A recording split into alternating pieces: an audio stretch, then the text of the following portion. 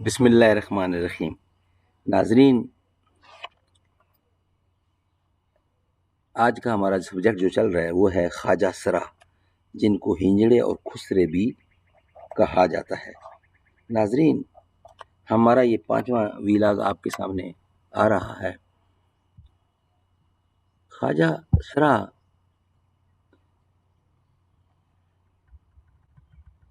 کا عام روٹین میں کیا کردار ہے اور یہ کہاں تک تعلیم حاصل کر سکتے ہیں، مردوں سے اور عورتوں سے ان کا کیا واسطہ پڑ سکتا ہے اور ان کے مقابلے میں ان کی حیثیت کیا ہے، یہ ہم 4 ویلاگوں میں آپ کے سامنے پیش کر چکے ہیں۔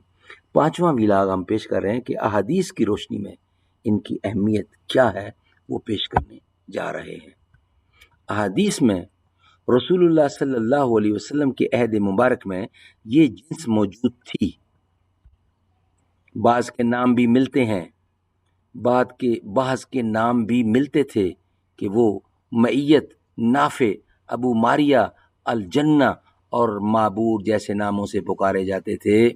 یہ لوگ رسول اللہ صلی اللہ علیہ وسلم کے ساتھ شرع اسلام ادا کرتے تھے، نمازیں پڑھتے تھے، جہاد میں شریک ہوتے تھے اور دیگر امور خیر بھی بجا لاتے تھے۔ رسول اللہ ان کے متعلق پہلے یہ خیال کرتے تھے کہ یہ لوگ یہ بے ضرر مخلوق ہے، آدمی ہونے کے باوجود انہیں عورتوں کے معاملات میں چنداں دلچسپی نہیں ہے، اس لیے آپ ازواج مطہرات کے پاس آنے جانے میں کوئی حرج محسوس نہیں کرتے تھے۔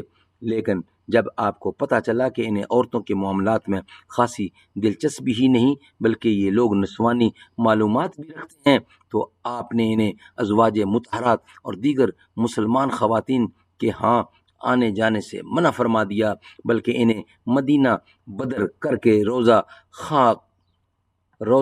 خاک حمراء الاسد النقی کی طرف آبادی سے دور بھیج دیا تاکہ دوسرے لوگ ان کے برے اثرات سے محفوظ رہیں۔ رسول اللہ صلی اللہ علیہ وسلم نے عورتوں کو حکم دیا کہ انہیں بے ضرر خیال کر کے اپنے پاس نہ آنے دیں بلکہ انہیں گھروں میں داخل ہونے سے روکیں۔ رابعاً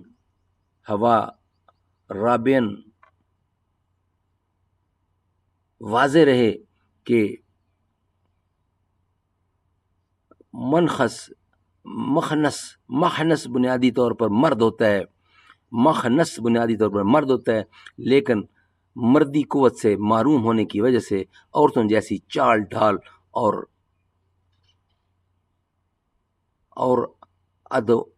اداؤ گفتار اختیار کیے ہوتا ہے۔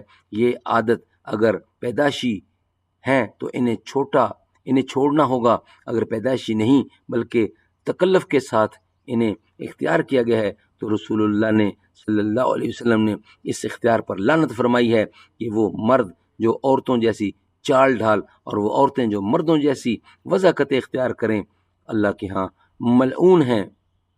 رسول اللہ کے پاس ایک ایسا مخنث لایا گیا جس نے عورتوں کی طرح اپنے ہاتھ پاؤں مہندی سے رنگے ہوئے تھے۔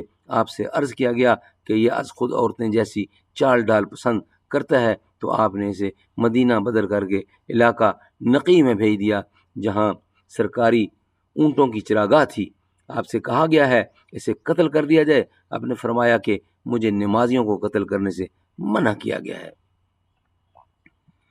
ناظرین،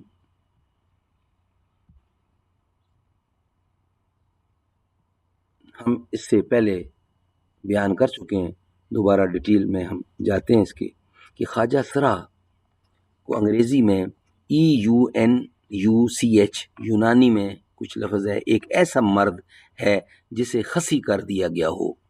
اس کی لفظی بحث خواجہ فارسی کا لفظ ہے اور اس کی جمع خواجگان ہے۔ خواجہ سرا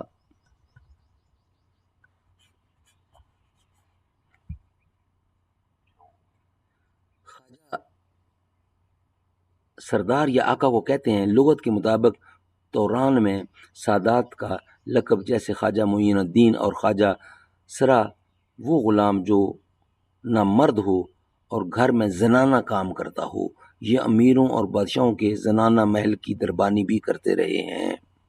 اور زنانے میں آنے جانے کی اجازت بھی ہوتی ہے، ان کو محلی بھی کہتے ہیں۔ لیکن میں نے اس سے پہلے حدیث کی روشنی میں آپ تک پیغام پہنچایا کہ ان کی اہمیت اور فوقیت کیا ہے، مردوں اور عورتوں کے میل جول سے محتاط رہنے کے لیے کہا گیا ہے۔ اللہ تعالیٰ سمجھ بوجھ دے، آمین ثم آمین، بجا خاتم النبیین صلی اللہ علیہ وآلہ وسلم۔